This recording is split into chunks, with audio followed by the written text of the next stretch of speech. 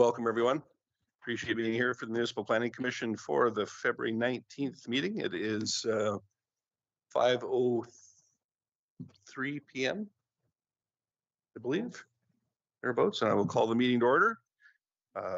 Before we get into the agenda and whatnot, I want to acknowledge Karina Hubert. I believe this is your initial meeting here. We appreciate you joining the fold. Wonderful. And I believe that we've got some proponents joining us online as well. Very good. If I could just get an acknowledgement there, your sound is okay? Very good. Very good. With respect to the agenda. I move we adopt the agenda as noted. Thank you. Just going to assume no one had any, there was no other additional emergent items or anything to add on. Very good. All those in favor? That is unanimous. Thank you.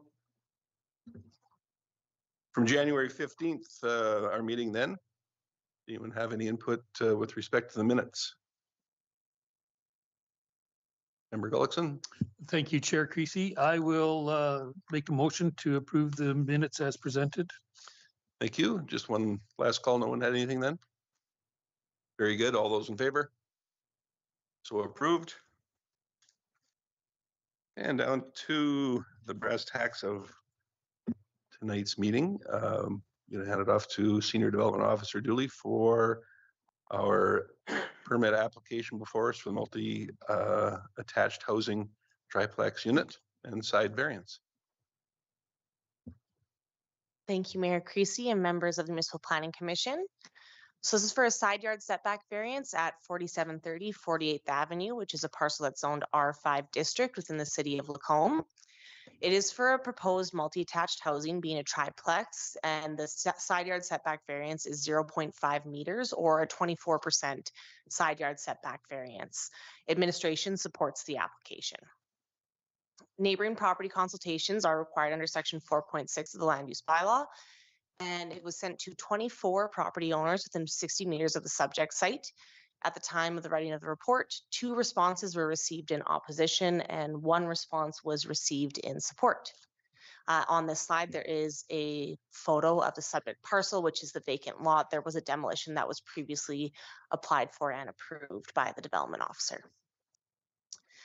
For the summarized feedback, the general concerns are that based on the lot and size of the fourplex, and again, just for clarity there, it's a triplex, not a fourplex. This is just what was written in. They can fit it on the lot without requiring a variance. The relaxation is not necessary if they move the building toward lot 25. It would then be almost 2 meters on each side. 24% is a large variance, and they're worried about the proximity to adjacent building and fire regulations. For administration's response, the applicant is requesting a variance to the side yard setback due to building code requirements for fire rating of side walls and windows. The proposed setbacks allow for additional windows on the east side of the structure, which otherwise would have to be shuttered or removed. The width of the lot would still require a minimum side yard setback variance regardless of orientation of the building. It would be a smaller variance, but the lot isn't wide enough to accommodate 2 meters on both sides. 24% is not considered an excessive variance, and adjacent developments have similarly approved setbacks being 1.52 meters, and the proposed building will be required to adhere to the Alberta Building Code and the relevant fire rating regulations. So just going back to our previous slide, in this photo here, the building that actually is pictured, that is a previously approved fourplex that has a side yard setback variance of 1.52 meters. The applicant is proposing to construct the triplex on the subject parcel. The property is zoned residential multi-unit dwelling district, and multi-attached housing is a listed permitted use within that district. The allowance for variance powers in the land use bylaws to provide discretion to a development authority when a development may not be able to comply with the regulations. Variances recognize that not all properties are the same, and in some cases, a development may not be able to happen without a variance being granted. In this case, the developer is requesting a variance to allow for the additional windows for egress on the east side of the structure, and the width of the lot would require a minimal side yard variance, even if the building were shifted towards the eastern boundary. Administration notes that the typical side yard setback requirement in the R5 district is 1.5 meters. However, as this subject parcel is located within the DARP overlay, the prevailing setback requirement is 2 meters to preserve the historical separation of the downtown area. So if this were to be developed outside of the DARP, the setback would not require a variance as it's 1.5 meters, or sorry, yeah, 1.5 meters in that district. So staff recommendation is that the Municipal Planning Commission approve the development permit for a 0.5 meter side yard setback variance on a proposed multi-attached housing development to be constructed at 4730 48th Avenue, zoned residential multi-unit dwelling district with the 22 listed conditions. And the landowner is on Teams this evening, and I'm available for any questions if you need. Thank you.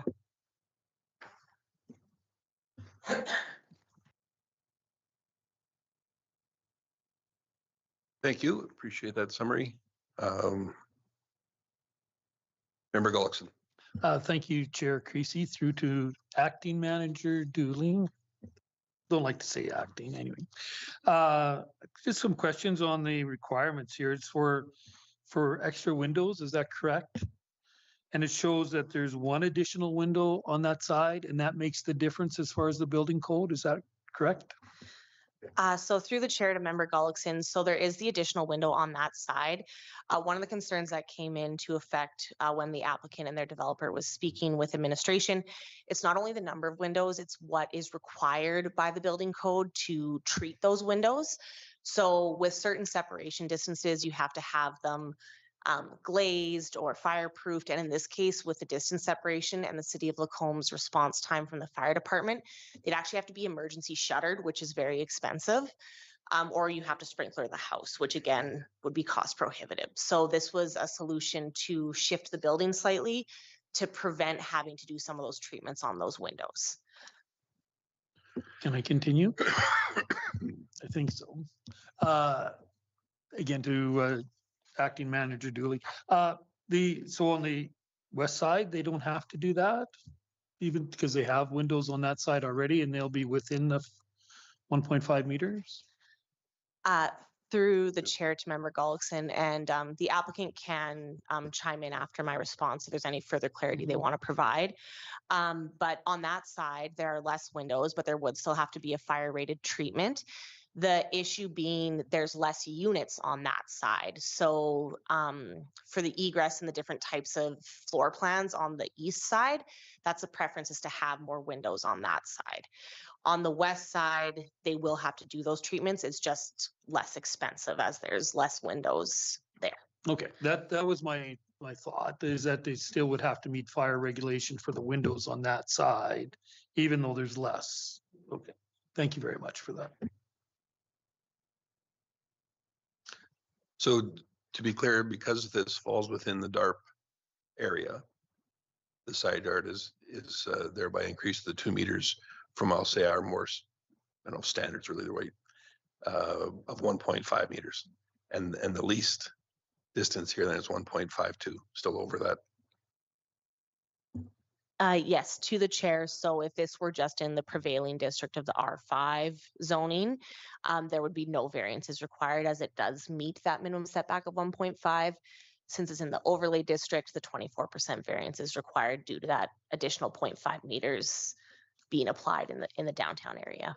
Fair enough. And I mean, when people do take the time to write in, naturally, I'm sure the entire commission takes them seriously. There was one here, I believe the second page in the package of responses, worried about proximity to my building and fire regulations. So to be clear, regardless of our decision here, it still has to comply with those necessary regulations. It's not like by approval or not approval, it somehow eliminates that necessity. Is that correct? To the chair, that is correct.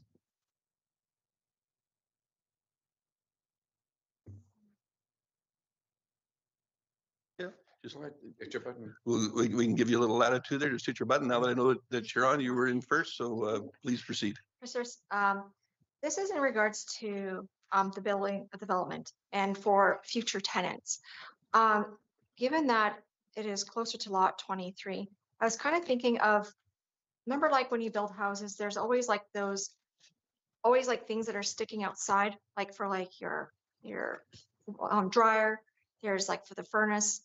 And then I was wondering, like, does that give enough room for all those extra components that are sticking outside of this house? As well as what about future need? Like, what if they wanted an air conditioning unit to be in? So now this is going to be another application outside of this that's going to come to you, and they're going to have to deal with, well, where do I put my AC in? Because by the looks of it, it might end up being too much for one side or the other if I don't know where the furnace is at. So I was considering those components. Through the chair.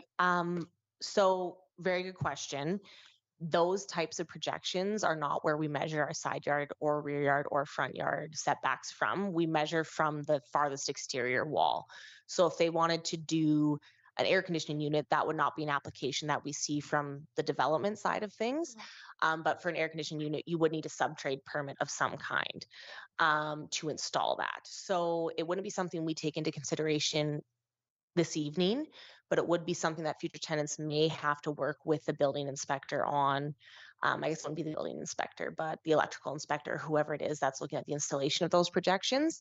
But in terms of this evening, it wouldn't be another application we'd have to see. It would be something that wouldn't require a variance moving forward.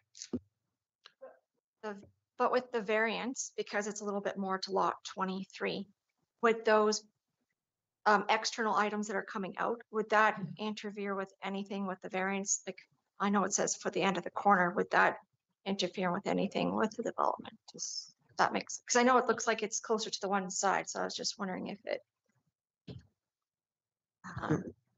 might be squishier. through the chair. It's not something that I think would prohibit future development in that sense.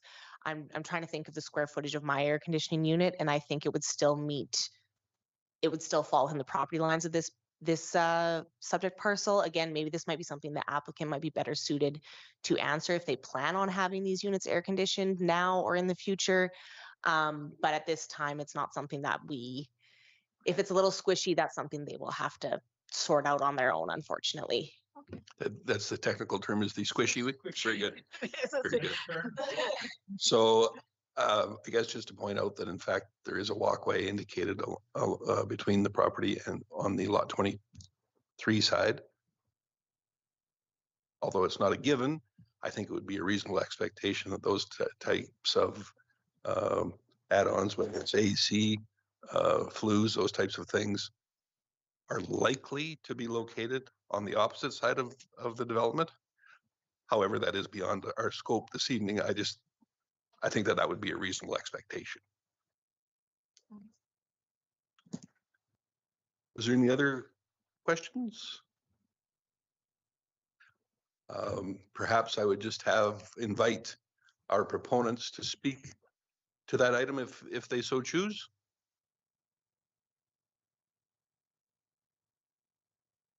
And I think perhaps your microphone might be off.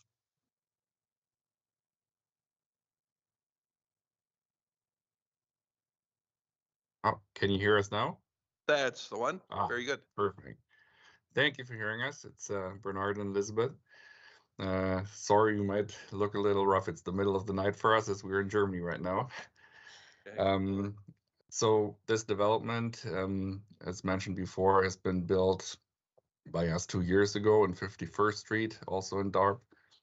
And to the concerns that were mentioned earlier, it's basically just the new fire regulations with the shutters that make these multiplex houses really expensive. So shifting it, instead of having 6.5 and 6.5 inches feet on both sides, it's now 5 and 8. So only one side has to meet those regulations, and we would most likely also cut another window on that side, as mentioned earlier. And yes, I guess, what you assume would be correct. If there's any outside units, they would most likely be on that one side with the walkway and the 8 feet distance. Thank you. On the outside opposite the walkway, then, correct? Correct. Yeah. Very good. Well, we certainly appreciate your efforts. Obviously, this is important to you, I understand, but when you're halfway around the world, you obviously went the extra mile to be here, and thank you for that. No problem. Member Ross? Thank you, Chair Creasy. I was just going to reiterate that not all municipalities in Alberta have the same fire code regulations. So as a developer, they do undergo a lot of extra expense to their buildings since that's been brought in by the city. But to the proponent that is opposing it, the extra measures is actually considerably safer than the majority of the buildings that are in the city. So just so that individual that objected based upon some safety and so forth in code is the city goes to the provincial standards of use of building materials and so forth. That is extra expense to these developers, and that is actually safer than probably most buildings that are in the city currently. Thank you. It's not often I call on a member for comments, given that you are in fact a provincial instructor for that type of. Is there any information you would care to add at this time? Thank you, Chair Member Christie. Contenti, I that is? assume you're talking to me? Yes. Yes, no, and just to regards to Member Ross, the standards that are applied here are standards across the province. It's a building code requirement for proper termage, not a fire code. So anything being built during construction is a building code requirement. So all the things that we're talking about are actually building code requirements, and the setbacks that are designed for most buildings, the 1.5. This just happens to be in the DARP area where it's just a larger that's your decision as a municipal council. But on the other side of things, the 1.5 meets the standard lot setbacks. So the building code will determine what they have to have on each side, including windows, how many openings, and what needs to be protected for those openings. Probably unvented soffits, that sort of thing. So the building code will make sure that those buildings are safe for us. Does that answer your question? It does, and I appreciate it. Like I said, it's kind of outside the scope here, but given your work in that field, I think it's appropriate that you chimed in, and I appreciate it. Member Gullickson. Thank you, Chair Creasy. I'd like to move that the Municipal Planning Commission approve the development permit for a 0.5 meters, 24% side yard setback variance on a proposed multi-attached housing development triplex to be constructed at 4730 48th Avenue, Lot 24, Block 9, Plan RN1B, zoned residential multi-unit dwelling district R5 with the following 22 conditions. I missed some there somehow. And then I'd like to just make one comment too, if I could, please. By all means. Thank you. Has there been any consideration to putting the sidewalk on the wide side instead of the narrow side? And I know we can't really say anything to that because I think it still, meets all the building codes and so on. It's just a question. Yes, actually, the sidewalk is going to move to the other side. It just needs to be the plan just needs to be redone once your variance basically is approved. So far on the design, as it was built on 51st Street, the sidewalk was in this case the west side. And once the building shifts, of course, we will move the sidewalk to the east side. Thank you very much for that. Yep.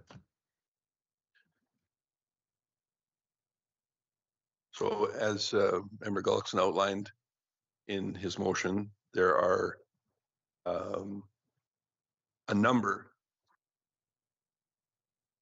of items here that accompany, or a number of conditional items that accompany this application. Have you had an opportunity to go through each and every one of them? Yes, we read them, and most of them are already discussed and shouldn't be a problem, yes. Okay. Not to be a stickler, but you said most. Are there any particular ones that are problematic? Now would be the time to bring them up. Not as far as we know. We just didn't talk to our developer again. That's what I meant about most, but it should all be fine. Okay. I appreciate that assurance. So certainly by Member Ross. Thank you, Mayor Chair Creasy. Just one question to our development administration. One concern was if the project was moved towards lot 25, there wouldn't be any variance request. So, and just in defense of this individual's concerns, well, knowing that the variances in our bylaws, like, why wouldn't you just, when you have that big of a lot, it's kind of like sometimes, why not just shuffle up, play within your numbers? Because there's obviously fourplexes that are on these same similar sized lots, and here we are requesting a variance based upon that it could have been just moved over lot 25. Through the chair to Member Ross. So even if they shifted it, like that concern was slightly incorrect in the sense of the original plan that was brought forward was centered in the lot, but they needed variances on both sides because the lot isn't quite big enough to accommodate that 2 meter setback. So it was like a 2% variance, but it was still a variance that was required. Now, in saying that, when they went through their plans with their developer, again, when it comes to more of the building code side of things, it's more feasible for them to move it in this direction, which again is not MPC's consideration, but it's why it's being brought forward. So at that point, they shifted from the original 2% variance to just 24% on one side. Okay, thank you. At least I think we have a responsibility to address those in opposition. So I think that a person that they inquire, then that would be the answer. Thank you.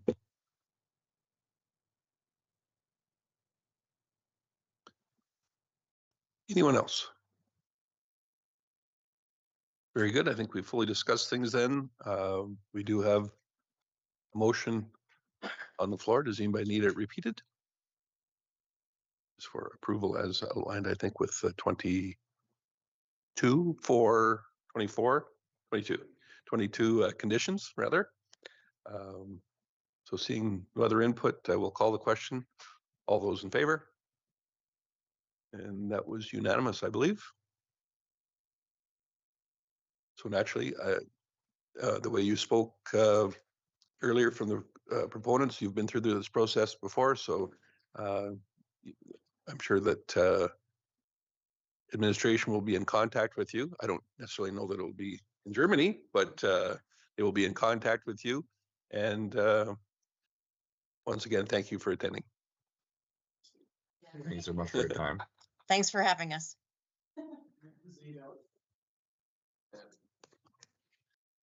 All right.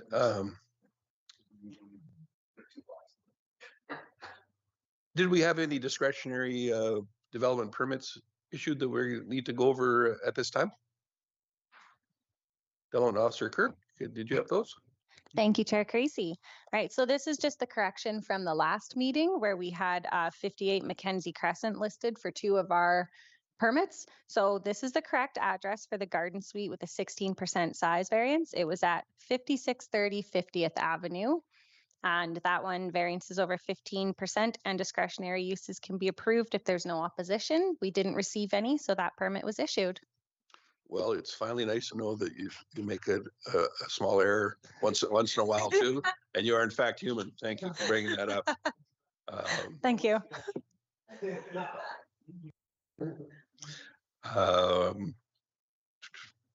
looks like our next MPC meeting has been slated for March 19th.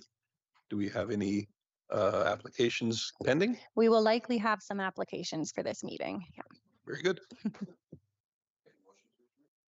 Thank you very much. I think that does conclude our business. All those in favor? We are adjourned.